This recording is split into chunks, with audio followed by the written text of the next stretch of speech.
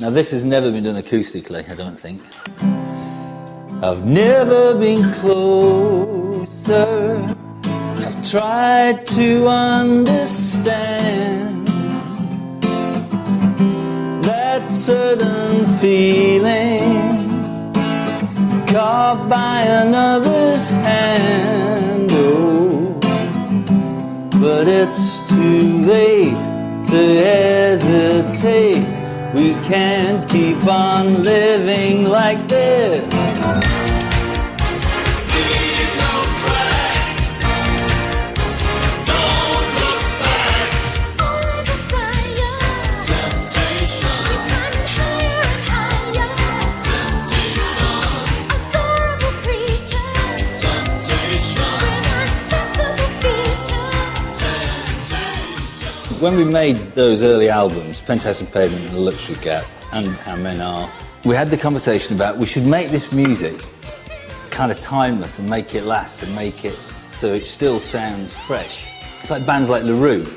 They doing music which was definitely influenced by, you know, M17 and bands like us, but realised it very readily and were listening to our music and looking at the way we did things and looking at our videos and saying, yeah, we should try and be like this. But that's exactly what we did back in the day. You know, we were looking at kind of bands and early Roxy music and even like Chic and the Jacksons and thinking, I mean, when we were writing things like Fascist Groove Thing, we thought we were the Jackson 5, you know, honestly, we thought we were black guys. We thought this is fucking funky.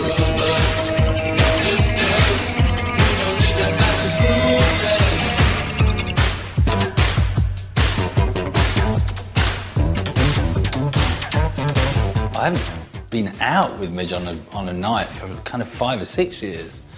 I haven't seen him for about 2 years. I'm expecting to have a really strange Friday night, actually. We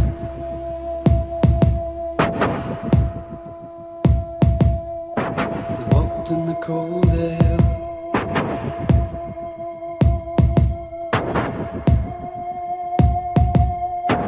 Freezing breath on a window pane, lying and waiting.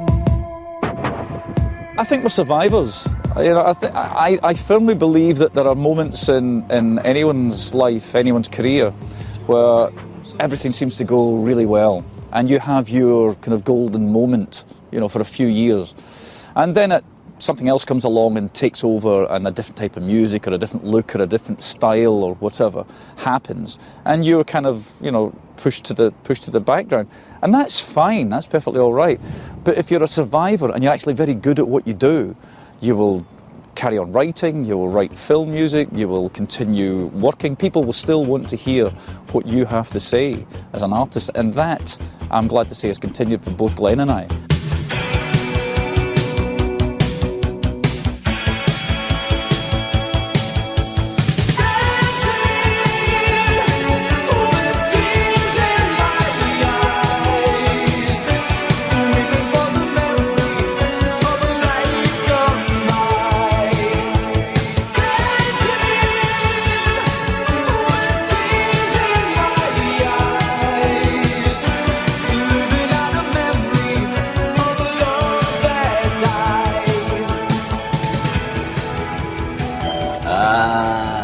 That sounds like the man.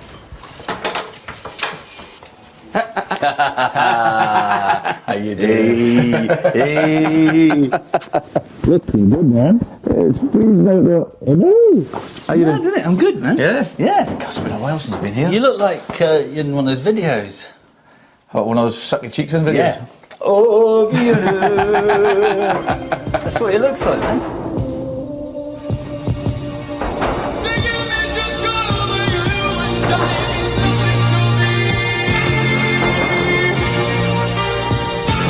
This means nothing to me.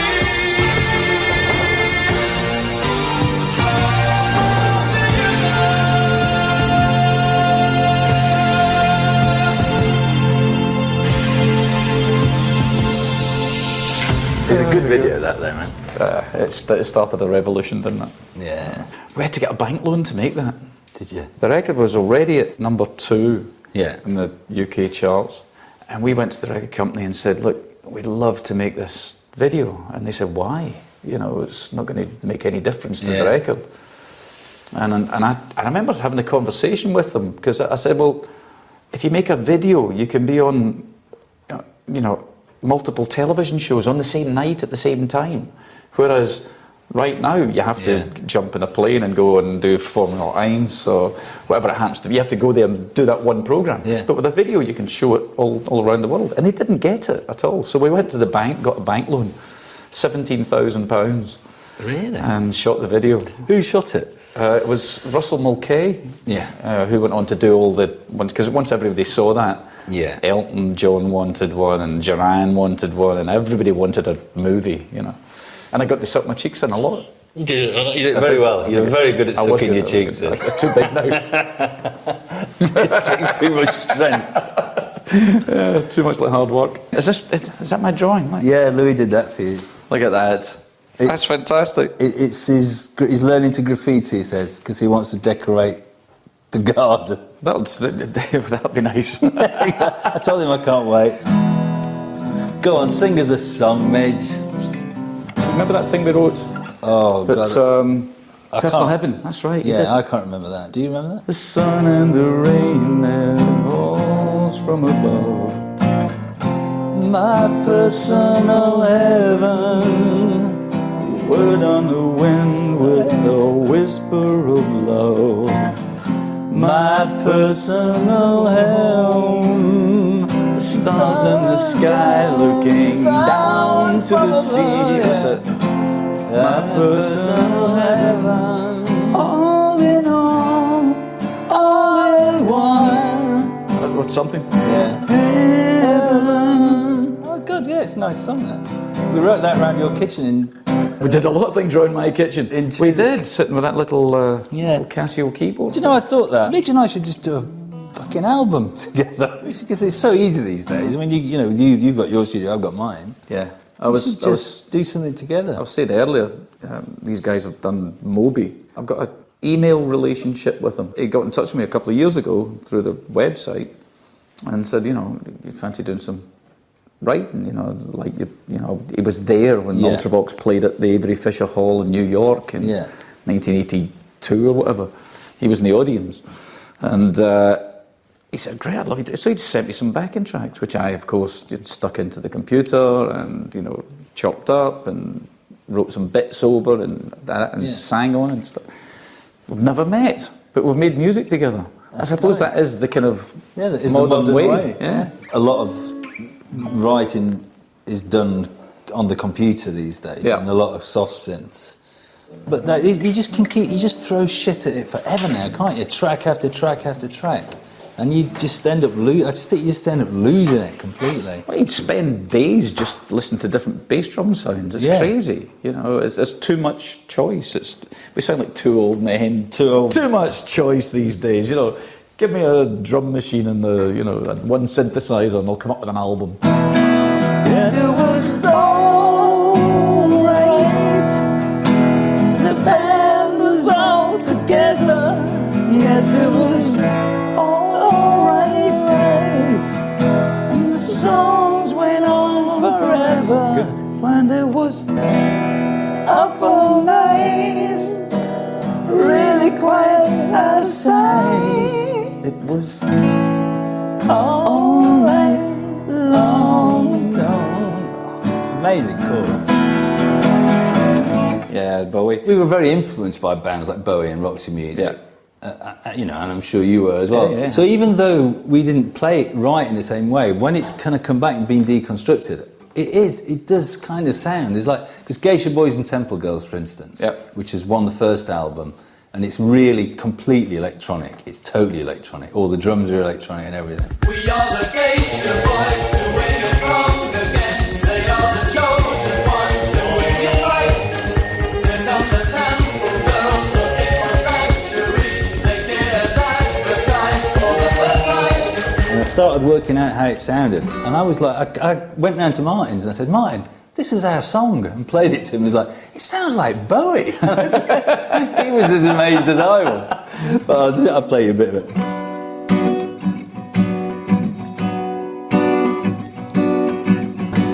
If you turn away from the screen, another version can be seen.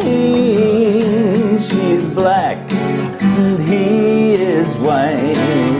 Love each other, but they also fight. Back from work, she's not home. Another evening, angry all alone. She arrives and he departs. Misunderstandings and a breakdown starts. We are the Geisha Boys doing it wrong again. They are the chosen ones doing it right.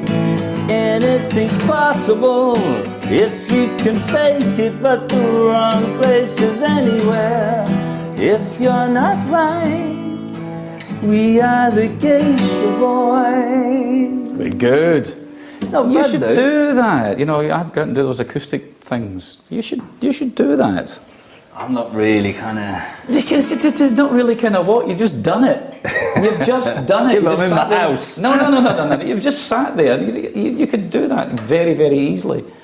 And it's quite a nice thing to do. It's that whole challenge about stepping outside your comfort zone. It's way outside my comfort zone. When I did it at first, it was absolutely petrifying. You should do that. It's great. It works really well. Well, the chords.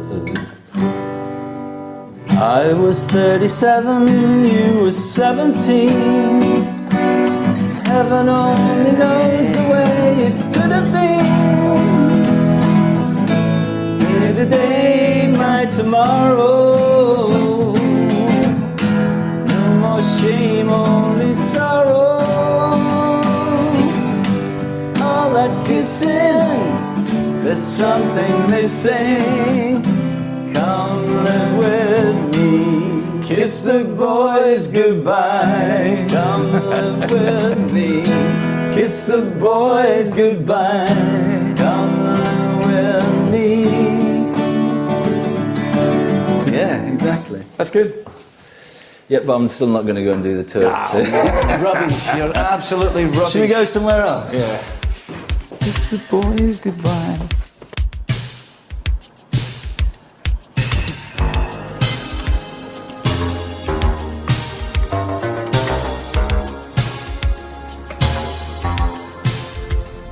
Molly was 25 the other day. Is Molly on tour with someone? She's just been on tour with Mel C. She's very good. I went to see her last week in Birmingham. And she was very good, very confident. You know, came across well. All good stuff. But yeah, Is she happy?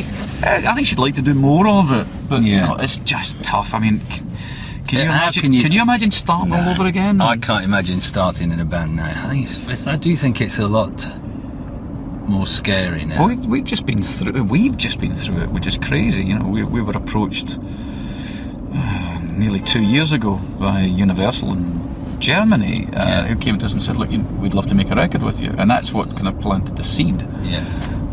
And of course, it all morphed, it all changed into, well, you know, maybe you should use these producers, maybe you should work in this studio, and maybe you should write with these songwriters, and it became very apparent that it wasn't going to be an Ultravox record. It was going to have Ultravox written on it, but it just wasn't going to be our record. So we just, because I said thanks but no thanks, and went off and finished it ourselves, and then went shopping looking for a label. But even that has been such an uphill struggle for someone who's sold, you know, millions of records and you know, has a Absolutely. track record and all of that stuff.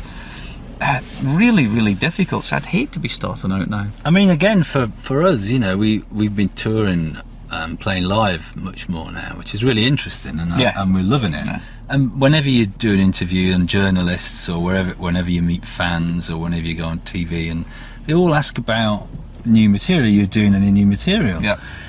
And in all honesty, you have to say, well, is there a need? You know, why am I doing new material? What would I be doing it for? You know, I mean, I'd like to do it, but who's going to buy the fucking stuff? Sweat my youth away with the rules we have to play. Speeding through your magazine, pistol pavement, no TV, Talk and talk, no time. no time. Burnt inside, burnt inside, burnt inside.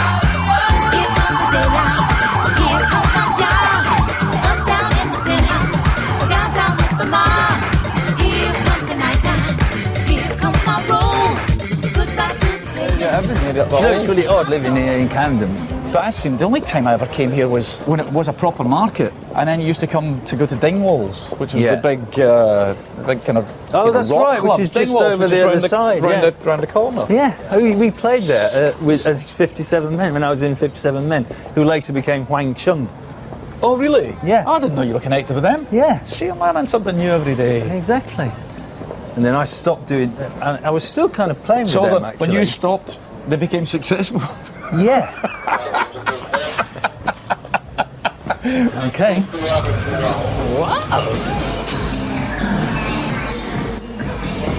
This all used to be the market as well, didn't it? This was all stables. They used to have kind of ramshackle bits and bobs in here, but You know what? I don't remember this bit at all. yeah, they used to have all stalls in here. Now it's just one big long bar. It's a nice place. Very funky. Yeah. Welcome to the Secretariat. Ah, pole. Pull up a pole. Is this for you or me? I think it's probably for you. I'm too old to get up there now. Oh my God! Look. Oh think God, that's they were, fantastic. Look. Oh, that was a funny video, man. Contenders shot in LA, and all those dancers were Michael Jackson dancers. They were really? in Thriller, amazing dancers. And we went to meet the choreographer, and all those dancers. And we walked in, and he said, "Okay, show me some of your dance moves." We went, "That's about it." Too cool to move. Yeah. Hold on. Now the hold funny on. thing about yeah, no, that no, no, one- hold on. You've blocked off streets in London. We blocked off Threadneedle Street. That's expensive. Yeah. Shot everything on black and white stock, old black and white stock. Yeah, it looks like it. All the stock was fucked. We had to reshoot everything You're kidding. a week later. Everything. So we did this is the second time. Unbelievable. So it's a kind of 28 days later type thing. Yeah. And there was guys on that scaffolding shouting wanker at me the whole time. Wanker! They're not wrong. Yeah, so this is Marylebone Station, look, all blocked off. Bloody hell.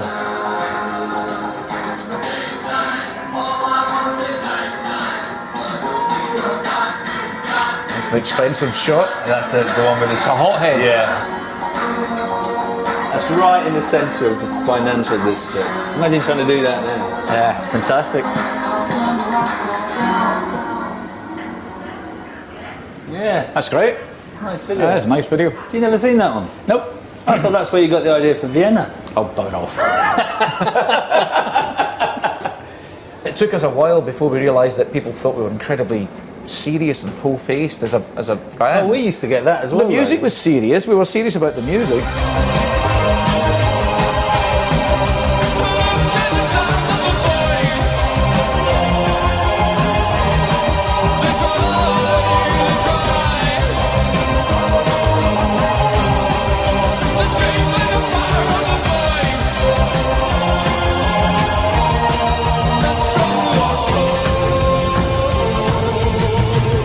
So the next track we did was Love's Great Adventure. So I went Where out you and did did the a kind of comedy. spoof, Yeah. fun, whole, thing that again, people saw it and went, oh, bloody hell, it's funny. And so this was our comedy moment.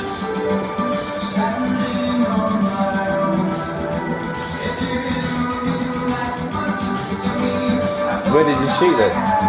All the way to Kenya. Did you really? Yeah, I know. But in other words, we did the whole thing, going to Kenya, shooting the whole video for like, £20,000, which was quite a lot of money at the time, but nothing compared to what you spend on them now. Here, look.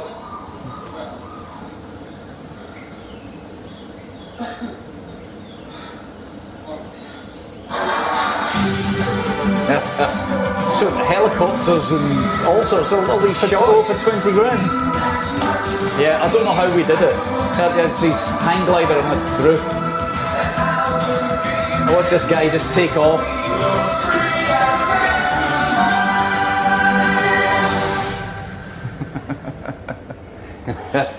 Dear me, see, cheesy. Can you do though? Yeah. We don't want to watch any more videos. No, no more videos, no. That's it. I think enough 80s video nostalgia. Yeah, it's nice.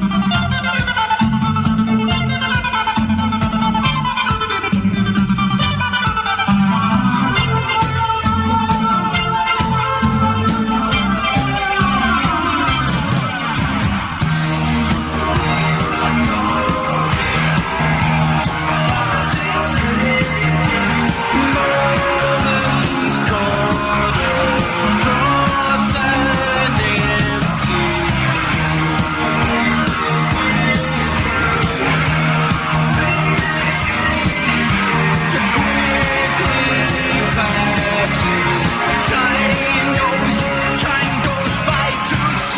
By the time that I moved to London, the end of '77. Good timing though. Yeah, perfect timing. So by the time I'd bought the synthesizer, which broke the rich kids up, because that's what happened, Glenn hated the idea of the synthesizers. He thought, you're going to have keyboards in a band, have a proper keyboard player, and I wasn't a proper keyboard player. Yeah. But I was desperate to get a synthesizer and try and integrate this new electronic sound with traditional rock instruments, guitars and drums and bass and stuff. So by '79, I suppose it was, Rich Kids had fallen apart, and I'd still had this synthesizer and was listening to all this music coming out of Germany and Kraftwerk and Neu and Dusseldorf and all of that stuff, and was desperate to do something with that. So I started to put the Visage thing together.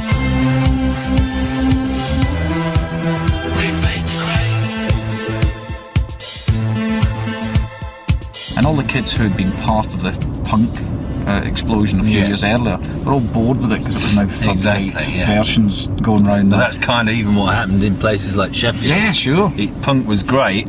It battered down all the doors. Yep.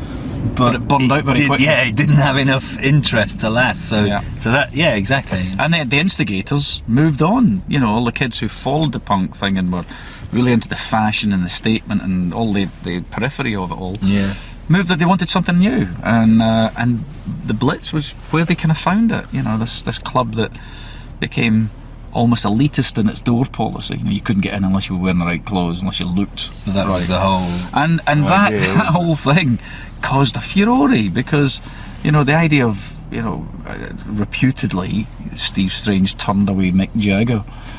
Said, no, you're not dressed properly, you're not getting in. Now that's right, because he's never been dressed properly. Absolutely, yeah. He was just covered. He was covered in young models. It was just wrong. It was just wrong.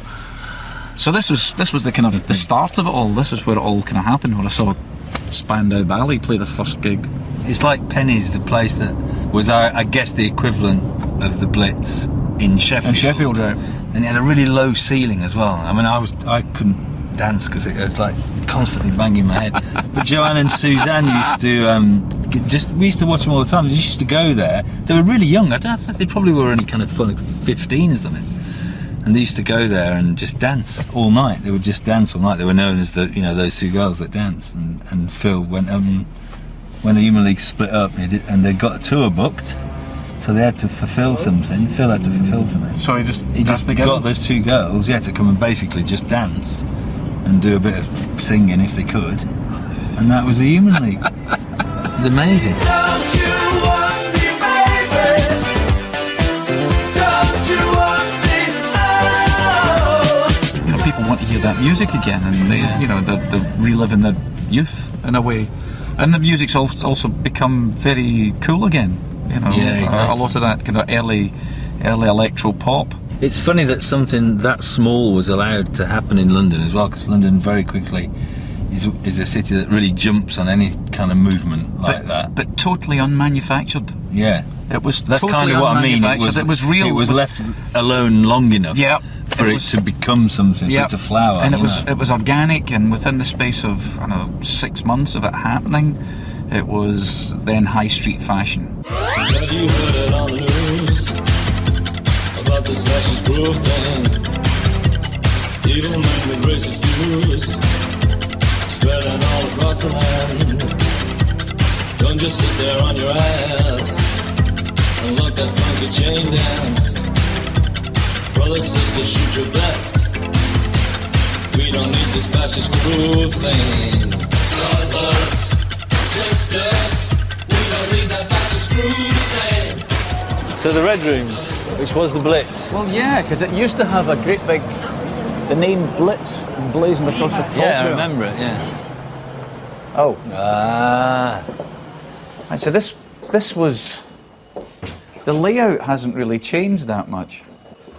And it would just be full of all these people I was talking about, like John Galliano and Boy George and, all these people before they were famous. Yeah. Because it just seemed to be a little kind of mecca where they could come and hang out. But did you ever come here? Because this was very much the kind of start of the whole new romantic thing in London. No, I never came here. No, I did, but later. But when did you come to London? I was actually here at about that time, but then went back to Sheffield Right. to be in Heaven 17. You've got to imagine this. It was a fantastic moment. I was here the night it happened, because all these kids, they had no money, they had nothing going for them, but they were all arty and all creative, and they wanted to make a bit of a statement. So they'd all get dressed up in whatever clothes they could get, usually what they call dead men's clothes, old granddad's double-breasted suits or waistcoats or whatever it happened to be, and look really smart, do their hair up and look really smart. And they're all really cool, so they'd stand here, just where you are now, with one drink all night because they had no money, and they'd stand in, they'd be posing, looking really cool. And then David Bowie turned up one night, and it was just mayhem. All these cool kids just kind of melted, going, he's here, ah! And the coolest of the cool, Steve Strange was running around like an idiot. You're desperately trying to get champagne because David's here, and whisked them upstairs because he wanted to come and check it all out. Yeah. And he ended up, he took 2 or 3 of the kids, the way they were dressed that night, and put them in the Ashes to Ashes video. So you see them walking along in front of that big bulldozer thing, all dressed exactly as they were, like high priests with the big priest hats and the big long black robes. Doing that kind of... Doing that weird thing, throwing petals or whatever, that arm movement thing. Yeah. And took them out of here and went out and shot a video with them. Ashes to ashes, funk to funky. We know Major Tom's a junkie, stuck out in heaven's high, hitting an all-time road. So he had heard through the jungle drums about this little scene that was happening in London just before it became huge, and kind of a global thing. Over the this years, is the second place we've been to that's got a pole. I know, it's the theme for the night. Stop smelling the pole. Someone has dropped £20. So, have you dropped £20 tonight? Let me get that. Just fell out your G-string, didn't it? There you go, son. But yeah, a funny little place like this that means nothing to anybody else other than the fact it's just a little club, made a massive, massive change to the face of music. And you were here. And I was here.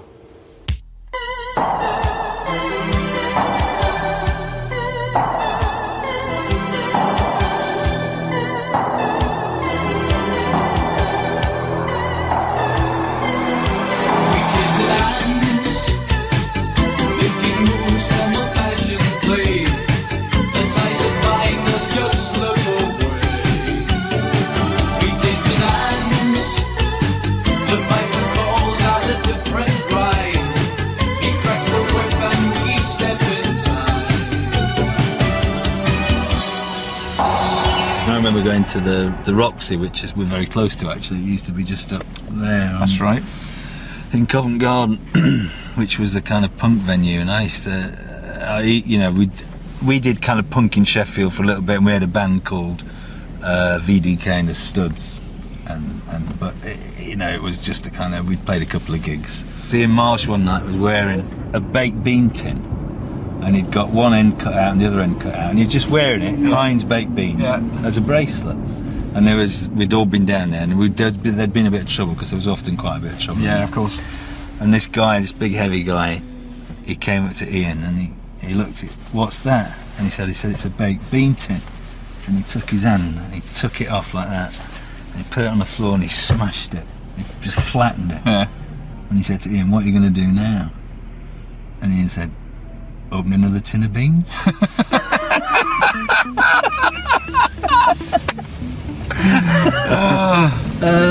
He got a bit of a walloping that night. Oh yeah, I was going to say, yeah.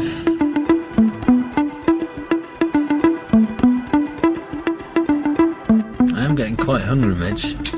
I hope you're a good cook. Well, I hope you're a good cook. I'm sitting out for a pizza. I've got one in my bag. Yeah, I think this will be a bit interesting. When you did MasterChef, Yes, of course, how long did you last? right through to the final. That's what I thought. Through to the final. That's scary. That's what I'm up against.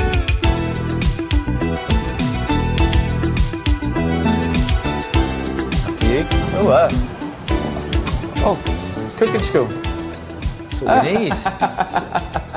This is fantastic. I certainly could do one of those. Hello guys, I'm Andre. Andre, how you doing? Midge. Nice to meet you. Hello, nice to Andre. meet you. I'm Glenn. Nice to meet you.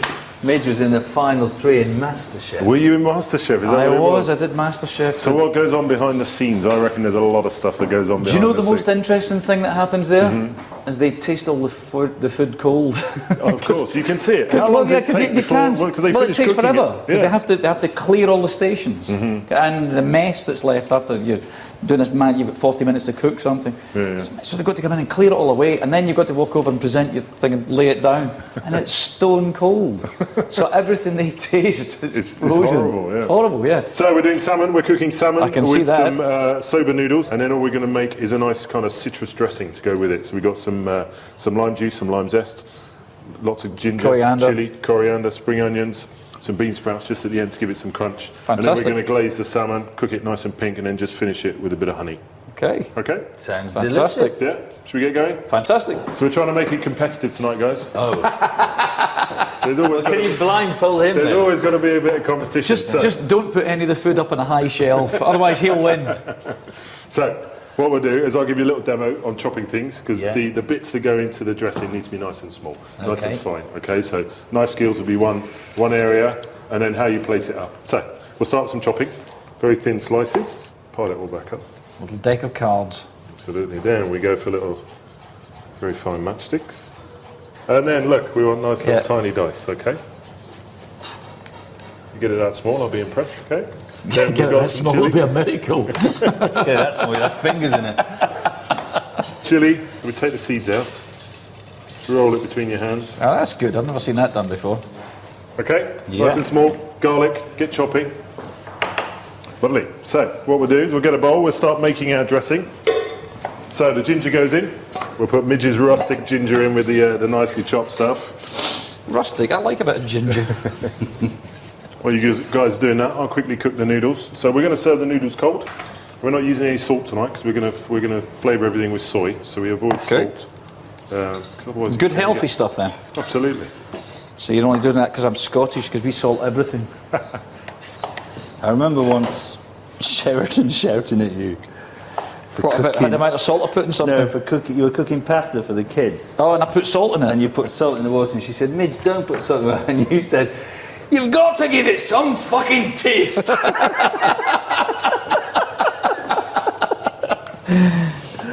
Well, see, as a kid growing up in Glasgow, and it's one of those weird things that you pick up from your parents.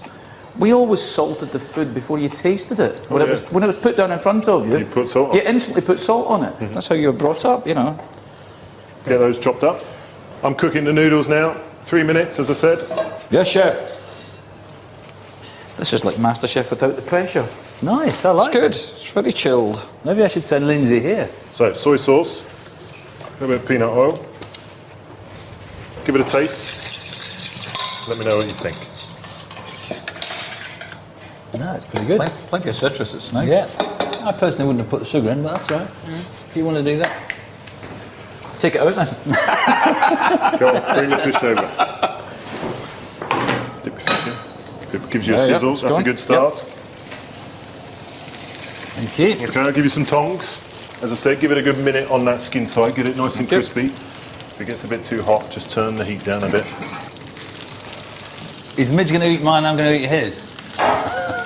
Can if you want. How'd you like yours done? Yeah, it's looking good. You can see it's Yeah. beginning to cook through, Yep. so turn it over. The sides won't take long at all, will they? No, so flick them over.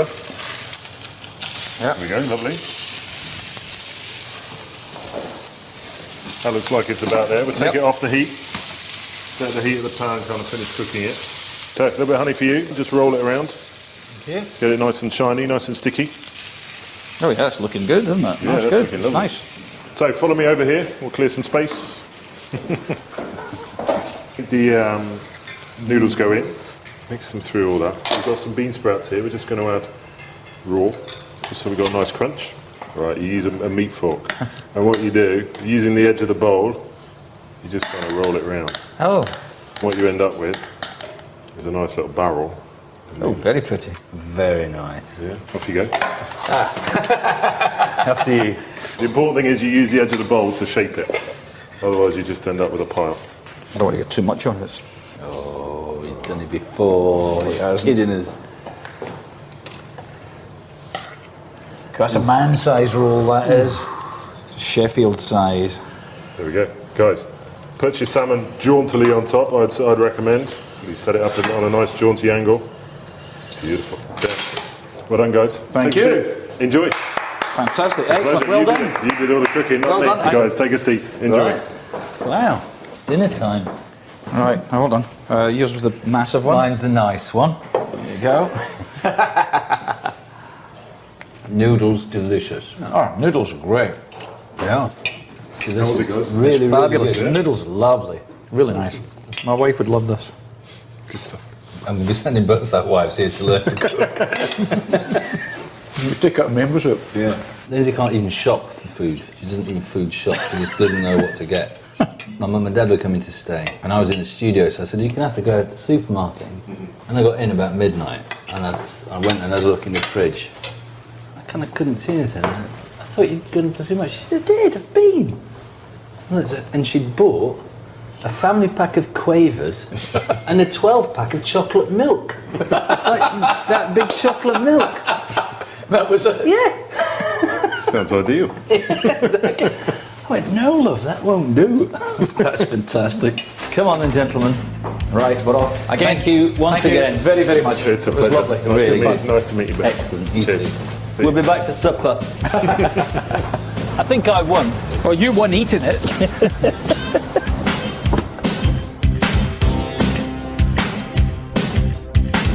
I'm in a place where nothing ever happens.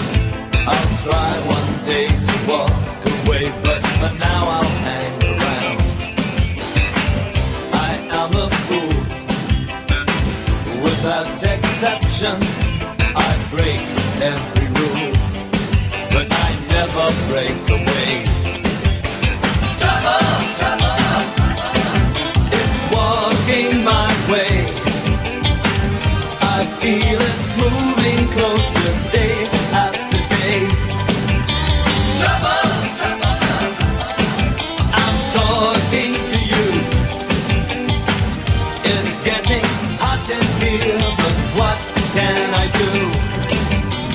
So do you ever think about retirement?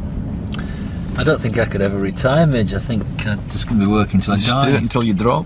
Yeah. You know what, I'm not even sure I could even consider it, you know, for a variety of reasons. You know, that being one of them. When I saw you play live at the Roundhouse, I thought it was really good. I was really impressed, actually. Not just with the gig, but the way you played it, and it looked. I thought it felt really. I don't know, like I was watching The Killers or something. It felt really new and good and vibrant. It made a big mark on me, actually. And we toured at the end of that year, and I kept saying to people, I want it to have the same. It's kind of arty, you know what I mean? And it felt, I don't know, it felt new and interesting. I thought it was really, really good. Come on, let's go! Give us this day all that you showed me, the power and the glory, till thy kingdom comes. Give me all the story told me, the faith and the glory, till thy kingdom comes. Here we go. Hello. Da kommen Sie. How are you? Hello. Lovely to see you too. We lost Glenn. Oh, really? Hello, Glenn. How are you? It's the lost Glenn Gregory. How did you get to? I was stuck in there as well. I just stood there, nothing would happen. That's kind of what I was doing. It's not going anywhere.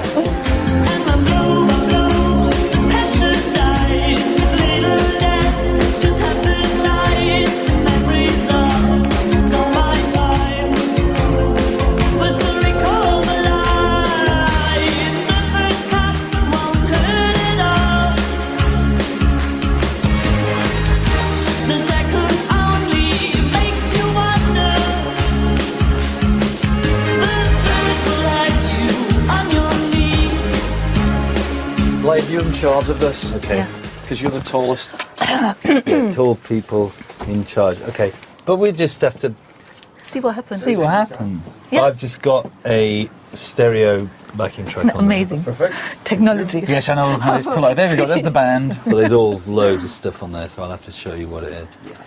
About the lyrics, because after all these years, I still need my lyric sheets. That's disgusting. I do know only because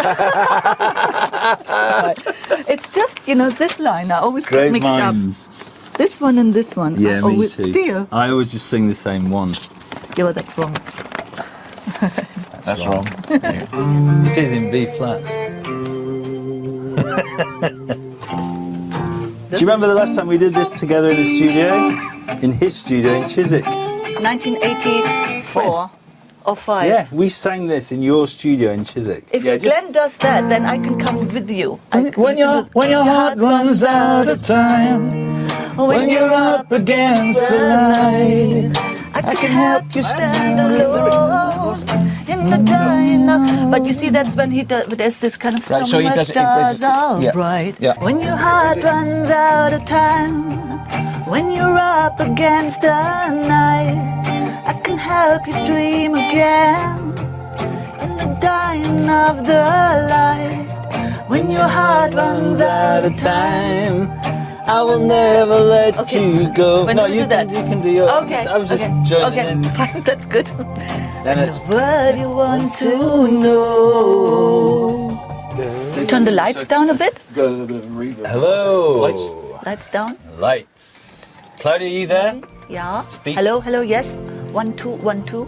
1, 2, 1, 2. I came by this morning.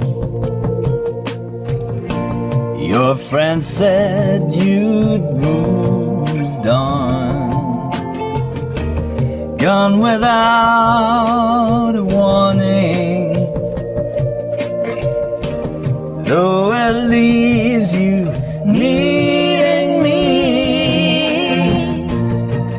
When your heart runs out of time, when you're up against the night, I can help you stand alone in the dying of the light. When your heart runs out of time, I will never let you go. I can help you dream again in the world you want to know. Somewhere stars are bright, somewhere in the night there is still a light. When your heart runs out of time, when you're up against the night, I can help you stand alone in the dying of the light.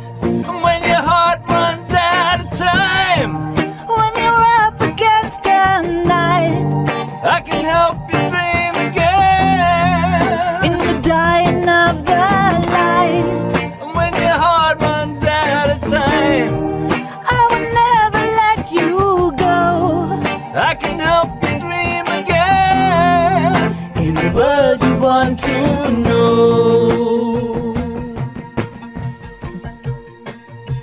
It's not bad for a first go.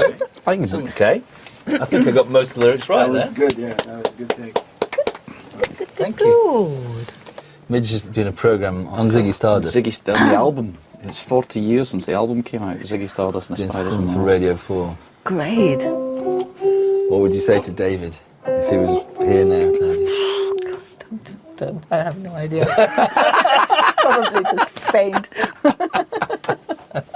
I think that's the only kind of person I'd get starstruck.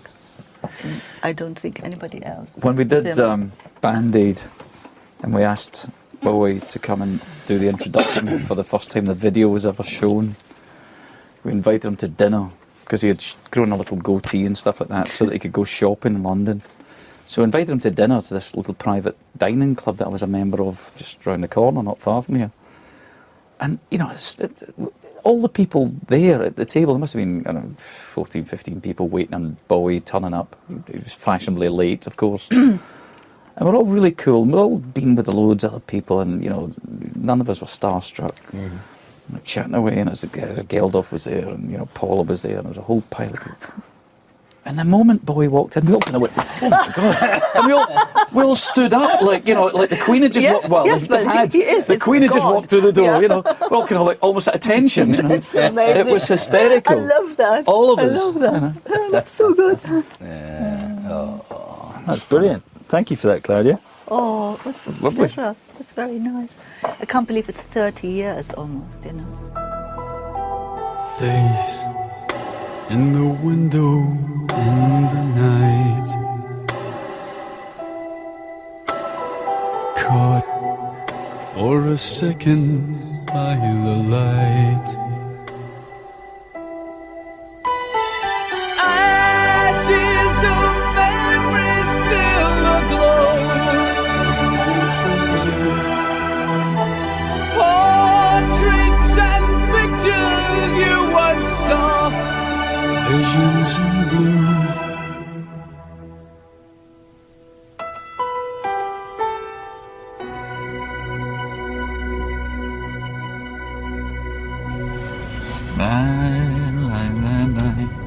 So, Midge, can you just quickly tell me what you've thought of our evening of Into the Night? It's been very pleasant, actually.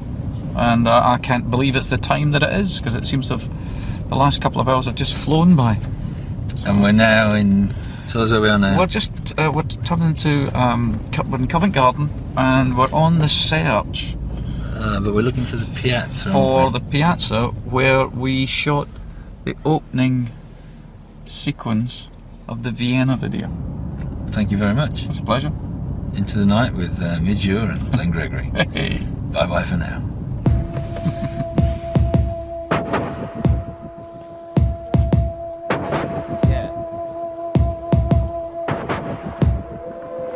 Okay, I need the first line. Walked in the cold air. A bit of smoke. The long shadows are definitely working. So that's it. That's the look, isn't it? Yeah. The wet cobblestones, the long shadows. The feeling is gone, this means nothing to me. This means nothing to me. Let's go through to the other side.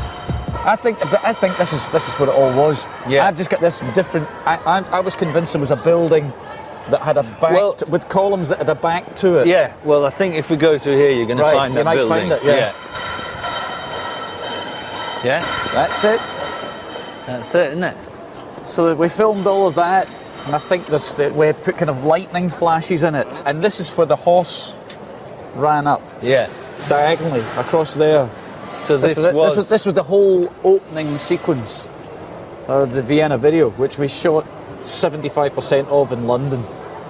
You know, and everyone thought it was Vienna because it looked so kind of gothic, you know. But that was it. Right, hang on. Give me. I want the sucked-in cheek pose now. Perfect. That's it. Oh, Vienna. We can't find a horse though. We've lost our horse. No, it's been excellent. I think we're just going to go home, aren't we? Yeah, I think so. Come on, we're off. Quite a nice night out, really. It's very nice. Are you sure we shouldn't just pop back and try and find that £20 note?